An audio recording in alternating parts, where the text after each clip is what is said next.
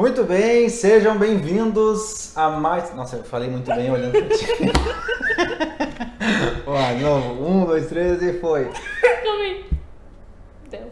Muito bem, sejam muito bem-vindos a mais um episódio do podcast em Inglês BR. Eu me chamo Gabriel Campelo, eu sou o Teacher Campelo. Me siga nas redes sociais, @Teacher Campelo, Facebook, Instagram. Vai, Karine, te apresenta. Fala um pouquinho mais do que da outra vez. Um pouquinho mais do que eu sou a Karine. Bom, eu já tinha aparecido no outro podcast, eu já tinha me apresentado. Karine. Eu sou estagiária aqui do Campelo. Já tinha sido aluna dele antes e continuo sendo aluna porque eu também faço inglês. Então a gente tem isso em comum, a gente é muito apaixonado pelo inglês e a gente conseguiu juntar isso aqui e fazer dar certo. 3 palavras para descrever o Teacher Campelo e cuida para não ser demitida. Tá, vamos ver. A pressão. Ambicioso. I wanna be rich. Ambicioso. Engraçado. E é só palavras, né? Não pode juntar uma. E vamos ver. Altruísta. Gostei. Não foi demitida? Não, ainda não.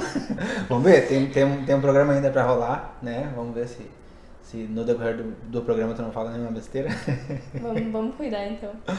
Show, vamos lá então. Hoje nós decidimos conversar sobre qual tema, Karine? Sobre se o inglês é difícil ou não. Difícil. O que seria uma coisa difícil? Uma coisa que você olha e tem vontade de desistir, né? Ou que você tem vontade de virar, né, na direção oposta e sair correndo, desesperado, chorando. Tipo, levantar às 5 horas da manhã. Eu acho difícil mesmo. Mas mais difícil do que isso seria levantar às 5 horas da manhã no inverno gaúcho para tomar banho. Aí é tenso. Não acho, eu acho que levantar às 5 horas da manhã pra tomar banho é maravilhoso. Não, eu sou um cara assim bem higiênico, mas no inverno. No inverno deixa a parte higiênica de às lado. vezes, às vezes dá vontade de, né, pular fora. Vamos lá então, será que é difícil? Será que é difícil? Vamos ver, vamos descobrir hoje se o inglês é difícil ou se é você que inventa desculpinhas para não estudar. Você não, né? Não sei se você... Pode ser uma outra pessoa que você conhece, um amigo seu, sabe? Eu tenho um amigo que acha que é difícil. Então agora a gente vai descobrir se esse teu amigo tá certo ou se é lorota da boca dele. Então Vamos lá, vamos começar com as nossas perguntas. Deixa eu molhar o goela aqui. Então a gente separou uma listinha de perguntas que a gente tinha feito no Tu não bate nessa podcast anterior. No podcast anterior. Vamos começar então. A gente tem uma expressão aqui que os brasileiros usam bastante, que eu também já usei muitas vezes antes de começar a aprender inglês, que é a questão que o inglês é tudo ao contrário. O que tu acha sobre isso? Bom, vamos lá. Lembra que eu falei ali das desculpinhas, né? Desculpinhas que normalmente... Porque assim, a gente sempre busca justificativas racionais para não fazer aquilo que a gente precisa fazer. Eu me lembro de uma época que eu estava trabalhando... antes, quando eu estava fazendo faculdade, eu fazia parte de um programa onde a gente vendia livros de saúde para poder pagar os nossos estudos. E também teve uma época que eu vendi chocolate, né? Eu tenho 2 histórias para contar sobre justificativas racionais para não trabalhar, com relação àquela época, né? Eu me lembro que os livros, nossa, para mim era terrível bater na porta de alguém e falar assim, oi! Aí a gente treinava uma oferta, mas mesmo assim, eu sentia que... porque assim, a gente não compra aquilo que a gente não vende aquilo que a gente não compra, sabe? Se eu não estou convencido do poder, do benefício que aquilo vai me trazer, eu não compro. E aí eu não consigo vender, entendeu? E aí, inclusive, isso aqui é um gancho pro inglês, né? Você nunca vai conseguir convencer uma pessoa de que o inglês é importante se tu não achar de fato que ele é importante. Se ele não for importante pra tua vida. E aí eu me lembro que a gente ganhava um mapa do bairro onde a gente tinha que ir de casa em casa oferecer os livros e tal. E aí eu me lembro que eu caminhava assim pelas ruas, todas as ruas, sabe? Caminhava. Caminhava e na minha cabeça falava assim, ó, pensava, eu preciso conhecer o bairro, né, que eu vou trabalhar, porque, meu Deus, se for uma coisa perigosa, né? Mas na verdade, no fundo eu sabia que era mentira, e eu tava mentindo pra mim mesmo. Tava caminhando, cansava mais do que quem trabalhava, porque daí eu ficava caminhando, né? E na época dos chocolates eu me lembro certinho. A gente fazia o quê? A gente se juntava num carro, 5 pessoas, e íamos todos para uma cidade. E aí numa cidade, cada um ficava num bairro, né? E aí ficava vendendo suas trufas, né? Trufas recheadas, chocolates. E aí cada um ficava vendendo seus chocolates e aí quando acabava a gente voltava. Mas daí, o que aconteceu? Várias vezes aconteceu isso. Isso em 2008. 2008, início de 2009. Eu tinha uns 17, 18 anos. Daí o que eu fiz? Eu não vendi trufa, não bati na casa de ninguém, sabe? Fiquei com medo. Medo? Coisa idiota, sabe? Medo. Depois, nos anos seguintes, eu vendi muito chocolate, sério. Aprendi, venci o medo, na verdade, né? Mas eu tinha medo de bater na casa das pessoas. E aí o que aconteceu? Uma vez, eu não vendi nenhuma trufa daí. Não ofereci e não vendi nenhum chocolate. E aí, o que acontecia? A gente dividia as despesas do carro, gasolina e tal, né? E aí, chegou no final do dia, o rapaz veio me buscar, né? E aí tava todo mundo lá, né? E aí, eu não tinha nem dinheiro para pagar a minha parte da gasolina, sabe? E daí, cara, eu menti, eu inventei que eu tinha passado mal, que tinha dado diarreia, tinha dado um problema de barriga. Contou pra eles depois? Não, nunca contei. Inclusive, talvez eles estejam descobrindo agora, né? Mas isso faz muitos anos, já faz mais de 10 anos, né? Mas tamanho era o medo que eu tinha, sabe? Então eu acredito que não quer dizer que seja difícil de fato, sabe? Mas que a gente inventa desculpas para não, de fato, meter a cara nos livros ou, né, arriscar falar e tal. Então, quando a pessoa fala assim, inglês é tudo ao contrário, não quer dizer que seja de fato ao contrário. Talvez seja mais uma ignorância da pessoa. E aqui ignorância não é no sentido bruto, né? Tipo, que pessoa ignorante. E sim ignorância de não saber de fato do que ela está falando, né? Me vem aqui na mente 3 situações em que o inglês é tudo ao contrário. Vamos lá. 3 situações em que o inglês é ao contrário. Primeiro, quando você tem um substantivo e um adjetivo juntos, sem nenhuma palavra no meio, a gente inverte as palavras. Exemplos: hot dog, smartphone, né? Pensa em algum exemplo aí também? Milkshake. Não, se bem que milk. Não, nesse caso milkshake. Vamos ver, shake do milk. Verdade. Milkshake. É um tipo de shake, né? Poderia ser um shake de outra coisa. Então, a primeira palavra ela vai caracterizar a segunda. Então, nesse tipo de situação, acontece que isso é ao contrário. Vamos ver, outra situação aqui. Quando você está fazendo perguntas, né? No inglês, quando você vai fazer perguntas, você vai inverter as palavras. Você vai colocar um verbo auxiliar, ou tem alguns casos em que é o próprio verbo principal que vai para frente, né? Mas enfim, em perguntas no inglês a gente inverte as palavras justamente para a gente preparar a nossa entonação e o ritmo da nossa fala para uma pergunta de fato. No português já aconteceu várias vezes de eu ver alunos que estão falando uma frase, vamos dar um exemplo aqui. A Karine estava caminhando na rua vestindo uma saia jeans e uma blusa decotada. Decotada ou decotada? Decotada, né, que fala? Eu acho que é. Decote, Como é que é a frase? Vamos falar de novo a frase. A Karine estava caminhando na rua com uma saia jeans e uma blusa decotada, né? Só que daí vamos imaginar que no final dessa frase, que é uma frase comprida, tem um ponto de interrogação. O que normalmente os alunos fazem? A Karine estava caminhando na rua com uma saia jeans e uma blusa decotada. Aí eles veem que no final tem um ponto de interrogação assim, decotada? Decotada? Né? Só para puxar aquela pergunta. E no inglês não vai acontecer isso, porque no meio da frase ou no início da oração interrogativa tu já sabe que é uma pergunta e aí tu vai fazer uma voz de pergunta, né? No espanhol também eles têm aquele ponto de interrogação invertido no início da pergunta para tu saber que é uma pergunta. No português não tem isso. Então eu acredito que seja até um benefício ser ao contrário das coisas, porque daí a gente vai saber que a gente tem que fazer uma entonação diferente, né? Então assim, é tudo ao contrário. Não. Isso aí pra mim é desculpa. Não vou dizer que não é dada na inocência, né?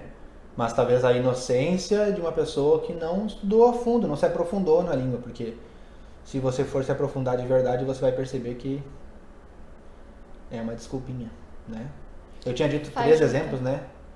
Deixa eu ver. Eu dei o exemplo do substantivo e do adjetivo. Eu dei o exemplo das perguntas. Me fugiu o terceiro exemplo. Mas enfim, daqui a pouco se eu lembrar eu falo, tá? Mas enfim, não é desculpa pra você não aprender inglês, tá? Não é tudo ao contrário. mete a cara e vai firme. E questão que tu falou de desculpas, né? A gente é muito acostumado a dar desculpas para as coisas que a gente não consegue, ou talvez a gente não tenta se aprofundar um pouquinho mais para saber. E o inglês, como qualquer outra língua, tem desafios, né? Muitos. Mas tu acredita que a língua inglesa é potencialmente mais desafiante do que outras línguas?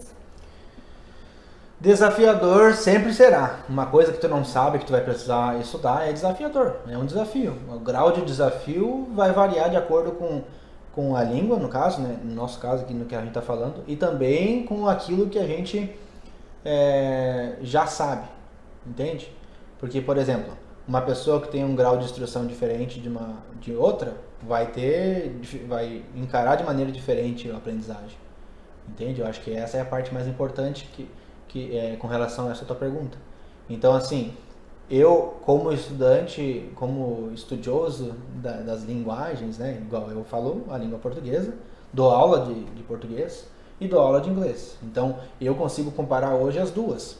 E eu sei que a língua portuguesa tem muito mais nuances, é muito mais abstrata, eu acredito, sabe? Sim. Do que a língua inglesa. Justamente pelo fato de onde que a língua veio, o que ela percorreu até chegar ao que ela é hoje, entende? Então, eu acredito que se você já aprendeu a língua portuguesa, não tem como você não aprender a língua inglesa. Né? Só o fato de você ter aprendido uma língua, como eu falei no outro podcast, né, já prova que tu pode aprender qualquer outra, mas se tu for comparar exatamente essas duas, o português com o inglês, eu acredito que seja muito mais fácil de você evoluir, porque tu vai analisar que tem situações que, por exemplo, o artigo definido the, né? O the significa a ou as 4 palavras numa. E em algumas situações ele significa da, do, das, dos. Então já são 8 numa, entendeu? Sim. Então, É uma coisa muito eu mais sou simples. suspeito para falar, obviamente, mas eu tenho um curso de inglês, eu tenho a escola de inglês, o curso de inglês online está sendo preparado aí com muito carinho, né? Logo, logo ele vai sair. Enfim, eu acredito que não tem... Se você aprendeu o português, o inglês vem naturalmente. Sim. E querendo ou não, é uma língua que é mais fácil, digamos assim, né? Quando a gente começa a perceber. Porque tem muitas coisas em português que são complicadíssimas. E são bem mais simplificadas em inglês do que em português. A conjugação verbal é um exemplo clássico, né? Mas assim, a gente sempre tem que ter a ideia, por exemplo, que uma pessoa que está escutando esse podcast aqui, assistindo a gente, né? Talvez ela não saiba nada. Sim. Então, se a pessoa não sabe nada, qualquer coisa que ela ouve em inglês, ela boia, né? Parece um ruído, nada a ver, sabe? Só um barulho, né? É assim que a gente se sentia quando a gente era criança e estava aprendendo a nossa primeira língua. Então, talvez a pessoa que está escutando ou assistindo fale assim, mas para vocês é fácil falar, né? Vocês já estão estudando, vocês já sabem, né? Mas, o que eu vou dizer? Já tem que ir com a visão preparada de que em inglês tem coisas bem mais fáceis do que o português. Então, se você conseguiu aprender o português, que é uma língua mais complexa, Sim. consegue aprender inglês Igual, também. se for analisar um pai e um filho. O pai, ele ensina as coisas pro filho porque o pai já passou por aquilo ali, o pai já tem a habilidade para fazer aquilo ali, isso ou aquilo, entendeu? Sim. Então, eu como professor, eu tenho propriedade para te dizer que sim, se você for fazer um contraste entre as duas línguas, é mais fácil a língua inglesa do que a língua portuguesa para aprender, certo? Mas para você provar isso, né, você vai ter que mergulhar, certo? Não adianta eu falar que eu posso falar por meia hora, se você não se esforçar para estudar e entrar de vez, né, no idioma, no estudo do idioma, você nunca vai comprovar se eu estou falando a verdade ou não. Mas eu tô. Deixando claro. A gente estava falando em questão de desafios. Tu já estuda inglês e durante essa tua trajetória, talvez no início ou no meio do teu aprendizado, teve alguma coisa que tu parou e tu achou completamente desafiante que te deu vontade de desistir? Não, vontade de desistir nunca. Porque assim, a vontade de desistir, ela vem quando tu não tem plena certeza daquilo que tu quer. Nossa, aí ó, moral. Vamos lá, a vontade de desistir só aparece... Como é que é o resto da frase? Quando você não tem certeza do que quer. Quando você não tem certeza do que quer. Vou falar de novo porque eu interrompi, de né? novo. A vontade de desistir A vontade de desistir só aparece quando você não tem certeza daquilo que você quer. Essa frase é sensacional. Mas é verdade, assim, tipo, no momento que eu vi que eu queria aprender inglês, né, que essa era a minha vontade, eu corria atrás. E qualquer obstáculo que aparecesse, eu pulava por cima dele, né? Às vezes eu tropeçava nele. Caía, levantava. Caía, levantava, né? Bate a calça, né, a bermuda, ou passa um mercúrio no machucado e vai firme, entendeu? Continua, não desiste. O brasileiro não desiste nunca. E o estudante da língua inglesa não pode desistir nunca. Mas, assim, dificuldade. Pra mim, a maior dificuldade era não ter com quem praticar, né? Sim. Mas, se tu for analisar dentro do idioma, pra mim, talvez uma coisa que eu acho difícil é a questão dos substantivos contáveis e não contáveis, sabe? Aqueles... vou dar um exemplo aqui. Para nós, luggage, né, que é bagagem, é uma coisa contável. Vou pegar as minhas bagagens. Em inglês, não. Mas para mim é difícil de entender. Na verdade, sim, as expressões específicas do idioma, para mim, era a parte mais difícil. Por quê? Porque eu não tinha ninguém para me ensinar na época, entendeu? Então, eu tinha que aprender por conta própria. Eu tinha que ir atrás e ver. E eu não tinha nem internet na época. Então, essa para mim foi a maior dificuldade. Mas, ainda assim, não me impediu de aprender de fato, entendeu? Aos poucos, todos os dias, hoje eu ainda estudo, então, pra mim, igual, a gente volta naquela questão da desculpa, né? Sem desculpas. Sem desculpas. E a gente vê muitas pessoas falando em questão de dar desculpas, né? Que elas falam, o inglês não é pra mim, eu tenho muita dificuldade. Tu acha que o inglês pode ser muito difícil pra algumas pessoas e muito fácil pra outras? Tu acha que tem que ser? Pode ser, sim. Como eu falei, as pessoas têm graus diferentes de conhecimento em relação às coisas em geral. As pessoas têm diferentes tipos de inteligência mais desenvolvidas. Então, sim, a aquisição de um novo idioma pode ser, sim, um obstáculo talvez mais difícil para umas pessoas do que para outras, mas não é intransponível, certo? Sim. Tu vai conseguir, se tu quiser. Talvez tu vai ter que correr um pouquinho mais. Talvez as tuas pernas sejam mais curtas do que a do outro corredor. mas tu chega lá. Todo mundo tem capacidade de chegar lá. É só querer, sabe? Pega, por exemplo, uma pessoa que nunca teve contato com inglês e joga ela num país de língua inglesa e diz, te vira. Ela vai aprender. Uma hora ela vai aprender, entendeu? Sim. Não tem como... Se ela já fala um idioma, ela vai aprender outro. Não tem, sabe? Então eu acredito que sim, a gente compreende que as pessoas são diferentes e é importante que a gente seja diferente, mas é importante que você saiba também que por mais que nós sejamos diferentes, nós temos capacidade de chegar no mesmo local, certo? E falando em questão de dificuldade, as pessoas associam muita dificuldade com medo, né? Porque a gente pode perceber, que nem eu tinha falado no outro podcast, questão do medo de tu se comunicar. Tu acredita que a dificuldade que as pessoas têm vem por questão do medo? Não sei se só pelo medo. Óbvio, a gente pode associar a dificuldade ao medo, sabe? E se eu falar e falar errado? E se eu falar e ninguém me entender? E se eu falar e as pessoas rirem de mim, sabe? Então, pode ser associado sim ao medo, mas não somente ao medo, né?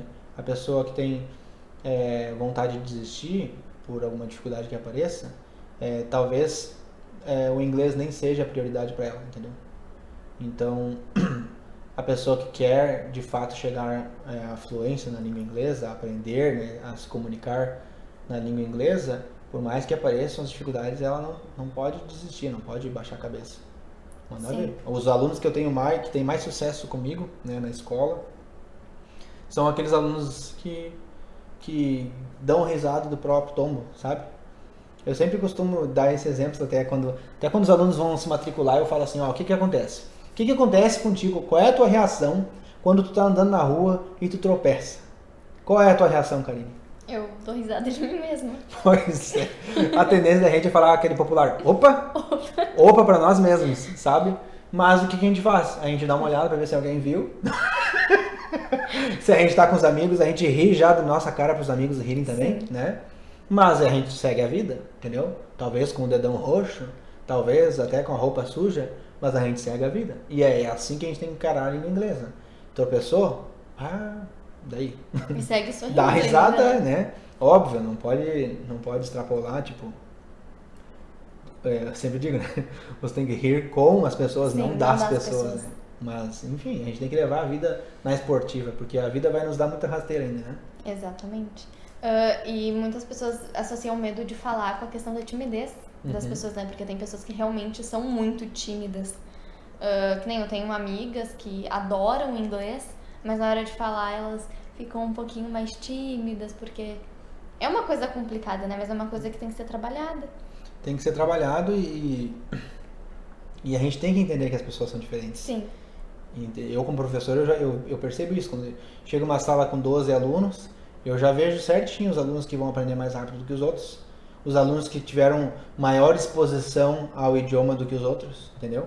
Sim. Porque quando tem atividades orais e o aluno começa a falar inglês, eu já percebo, esse aluno aqui provavelmente já assistiu mais filmes em inglês, ou jogou mais videogames, porque ele tem mais facilidade de pronunciar a palavra da maneira certa, entendeu? Aí igual eu repito o que eu falei antes, não quer dizer que os outros não vão conseguir chegar na pronúncia ideal, e também não quer dizer que a pronúncia ideal seja necessária, porque existem palavras que se você pronunciar errado, ainda assim você vai ser compreendido. Um exemplo, se tu montar uma frase negativa no passado, né? Quem sabe teoria sabe que a frase negativa no passado ela precisa ter um verbo auxiliar, uma oração, né? Precisa ter um verbo auxiliar, e esse verbo auxiliar tem que estar no passado, e o verbo principal tem que estar no presente. Talvez eu esteja falando grego para você, mas se você não sabe do que eu estou falando, tá na hora de começar a estudar inglês comigo, né?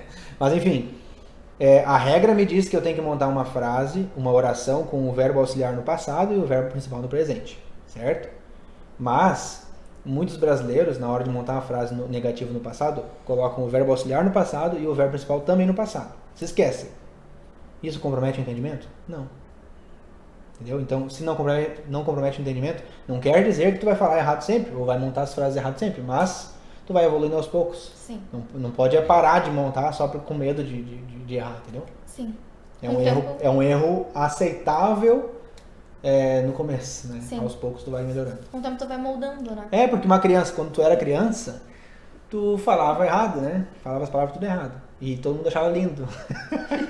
Falava, que bonitinho, Que fofo. ele tá falando helado. E isso, olha, e agora tu fala certo, né? Olha que maravilha. A mágica acontece. A mágica acontece. E essa pergunta aqui é muito interessante. Vamos ver se eles vão achar interessante. É muito interessante. Todo mundo acha interessante, por favor. Porque foi eu que fiz. Depois de todos esses anos ensinando e aprendendo junto, né, com os teus alunos, com as pessoas, enfim, qual foi a tua maior dificuldade, a maior dificuldade que tu enfrentou ensinando inglês? Tá, presta atenção. No Brasil hoje, para a gente ensinar inglês numa escola pública, a gente vai encarar uma turma com cerca de 20, 30 alunos. Cada um desses alunos tem um nível de inglês diferente. Alguns sabem muito, outros não sabem nada, certo? E aí eu tenho que dar a mesma aula para eles. Além disso, eu tenho 50 minutos por semana. 50 minutos por semana para ensinar esses 30 alunos que têm níveis diferentes. Além disso, eles me dão um livro didático que é totalmente em inglês, que talvez para o 6º ano seja mais fácil de encarar do que para o 9º ano, principalmente quando a gente pega alunos que vêm de outras escolas que não tiveram um acompanhamento comigo, certo? Porque quando eu estou dando aula para um aluno no 6º, 7º, 8º, 9º, ensino médio, eu sei o que eu já passei para ele, quais foram os conteúdos que ele já estudou comigo. Agora, quando eu pego uma escola nova, ou então quando vem alunos de outras escolas, é terrível, sabe? Terrível, muito difícil. Então, para mim, a maior dificuldade é essa. O desnivelamento, o pouco tempo, certo? E a ausência também de recursos. Porque tu vai, né? Se não sou eu comprar meu computador, comprar meu projetor, para mostrar vídeos, para colocar áudios, é difícil numa escola, às vezes tu tem 2, 3 projetores, e eu não vou ficar todos os dias usando o projetor e deixar um professor de outra disciplina não usar, entendeu? Então eu fui lá, quando eu me formei, eu já fui lá e comprei o meu videoprojetor e carregava para lá e para cá. Mas a ausência de recursos, desnivelamento e pouco tempo. Acho que o mais importante, o mais difícil é o pouco tempo, sabe? Porque imagina, 50 minutos. Um dia tem 24 horas, uma semana tem 7 dias. E aí eu vou dar uma aula de 50 minutos e tentar fazer com que esse aluno evolua, sabe? É bem complicado. Sim. Eu lembro como era quando a gente tinha aula, né?